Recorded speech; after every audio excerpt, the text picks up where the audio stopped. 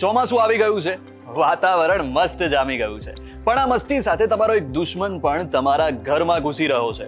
હા, ચોમાસું આવ્યું નથી કે મચ્છરજન્ય રોગચાળાએ માથું ઉચક્યું નથી. તો આજે હું તમને કેટલીક ટિપ્સ આપું છું જેની મદદથી તમે મચ્છર પેદા થતા અટકાવી શકો છો. તમે મચ્છરજન્ય રોગથી બચી શકો છો. તો તમારા ઘરમાં જ્યાં પણ પાણી હોય તે તમામ જગ્યાઓ અને વસ્તુઓને ચુસ્ત રીતે બંધ કરી દેવાની. જેમાં પાણીનો વપરાશ થતો હોય તેવી વસ્તુઓ જેમ કે ફૂલદાની, કુલર, ટાંકીઓ તેમને દર અઠવાડિયે ખાલી કરી અને સાફ કરી દો. ઘરની બહાર જો પાણી ભરાયેલું રહેતું હોય તો તેના પર બળેલા ઓઇલનો છંટકાવ કરો. અને હા, તમે ઊંઘમાં હો ત્યારે દુશ્મન તેના ઈરાદા પાર ના પાડી શકે તે માટે સાદી મચ્છરદાનીને બદલે દવાયુક્ત મચ્છરદાનીનો ઉપયોગ કરો. મોસ્કિટો રેપલેન્ટનો ઉપયોગ કરો અને આખું શરીર ઢંકાય તેવા કપડાં પહેરો. ઘરમાં રોજ સવાર સાંજ લીમડા અને લીલા ઘાસનો ધુમાડો કરો.